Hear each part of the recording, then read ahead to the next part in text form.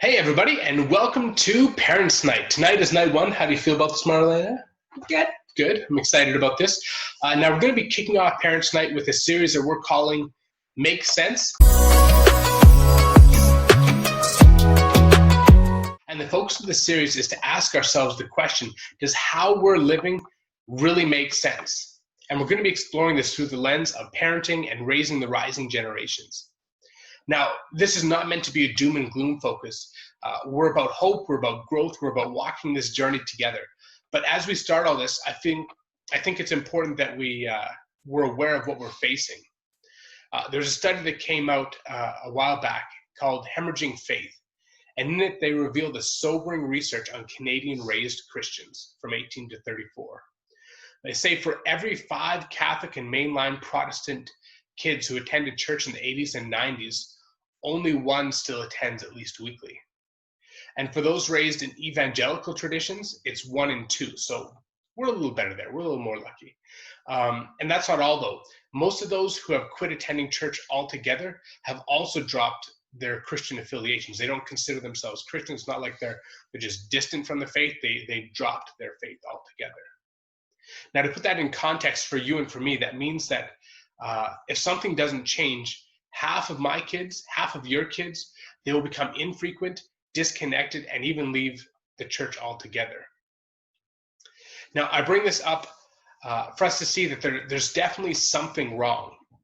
What we're currently doing isn't working. And as much as I would like to say that, since Hemorrhaging Faith is nearly 10 years old, that things have gotten better. But the problem is, from what I've seen in the world of youth and young adult ministry, it's actually gotten worse. Now, there's an old saying that says insanity is doing the same thing over and over and hoping or expecting different results.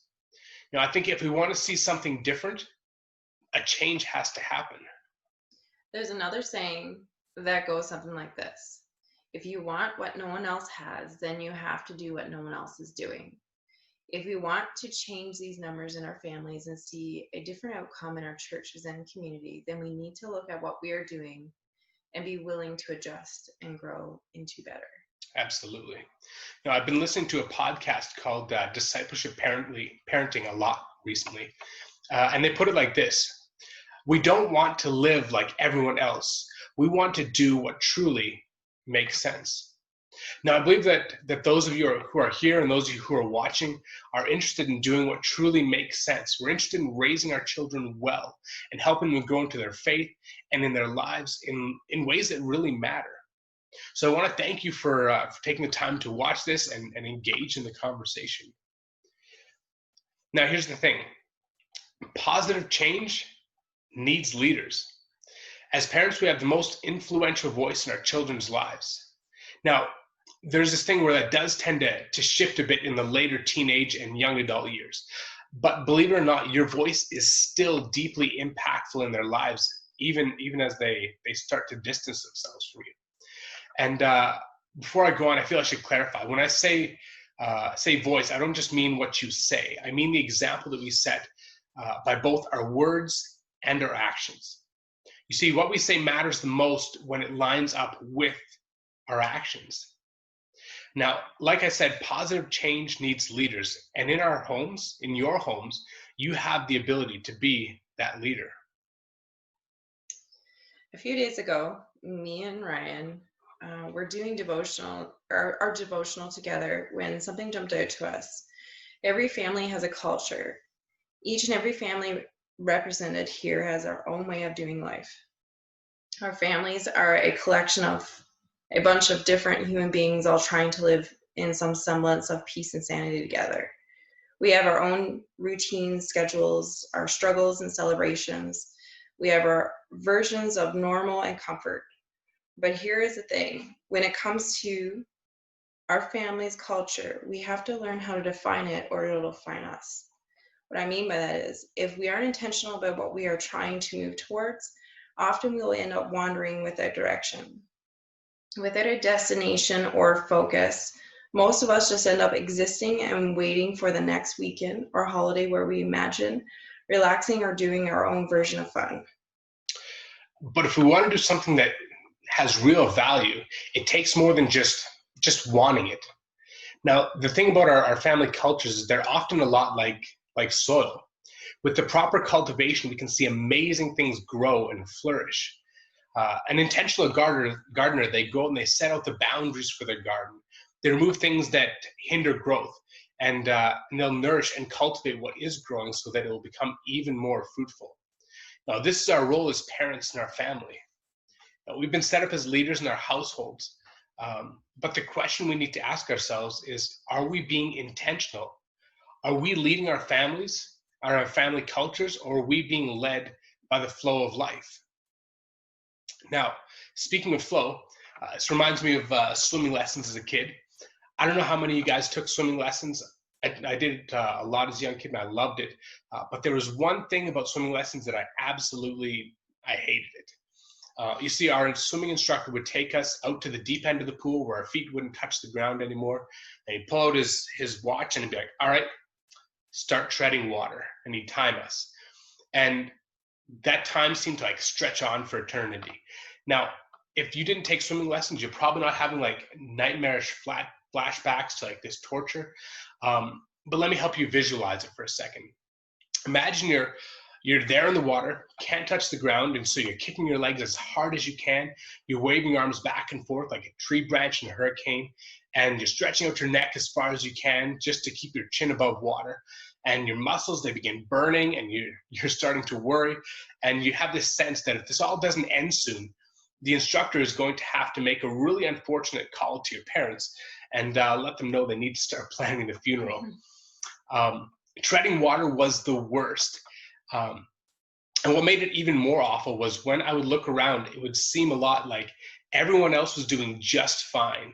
It didn't look like they were struggling at all. And so here I am, inches from death, thinking that there must be something wrong with me because no one else seems to be feeling the same. Now, I bring this up because if you're like many of us parents, this is what life often feels like. Busyness and a sense of drowning seems to be the natural state of life with kids. You know, there's always something that needs to be done, whether it's getting them to the next soccer game or helping them with their homework or making sure they're eating healthy or, doing the laundry so that they can have clean clothes. And often it seems like there's no end in sight to all of it.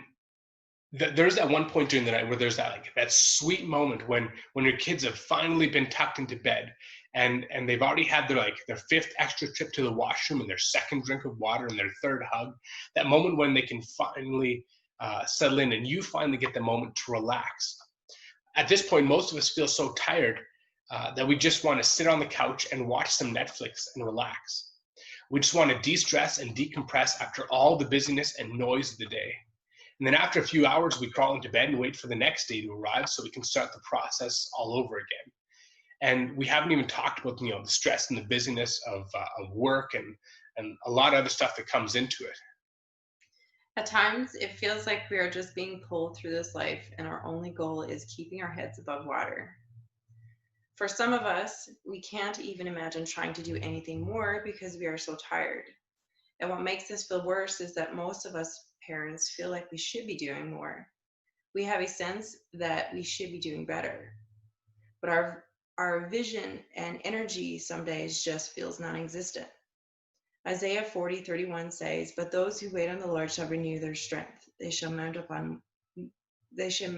with wings like eagles, that they shall run and not be weary, and they shall walk and not faint." Yeah, so I think those of us who are weary, we need to learn to lean into God, to trust Him, to wait on Him. He promises to give us the strength we need. Now, there's a phrase I've heard a lot of times from a guy named Pastor Craig Rochelle. He puts it like this: God doesn't call the equipped, He equips those that He's called. Now, all of us have been called to raise our kids and to teach them to follow Jesus. This is a divine calling on each and every one of our lives. And God isn't asking us to just muscle down and grind our teeth and fight through this all on our own. He has given us Himself to draw strength from, to find rest in. He's also given us the church, the body of Christ, to come alongside of us, for us to work together, to build each other up in this most holy faith. Now, it says in 2 Peter 2, verse 13, His divine power has given us everything we need for a godly life through the knowledge of him who called us by his own glory and goodness. He's given us everything we need. My question for all of us is, are we walking in what he's given us? Do you know you can't pour water from an empty cup? And here's the thing, that the main point of what we're driving to tonight is, if we want to be able to invest well in our kids, if we want to be able to raise up the rising generations to love and to follow Jesus, then this whole thing, it starts with you and with me being well connected to Jesus ourselves. You know, this can't be one of those things where we say, you know, do as I say, not as I do it. It won't work in this situation.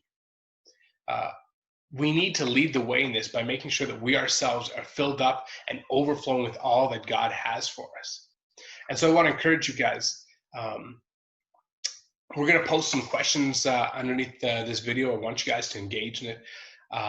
This is about conversation. It's not just about a teaching thing. We want to chat with you guys. Also, feel free to just message us or inbox us if you want to talk more about these things. But we want to encourage you guys to really look at how you're connecting to God, how you're investing in your relationship with God. Build that strong. Develop a strong foundation in your own life before looking to share it with others. So with that said, we're going to close this conversation and hopefully pick it up in the comment section. See ya.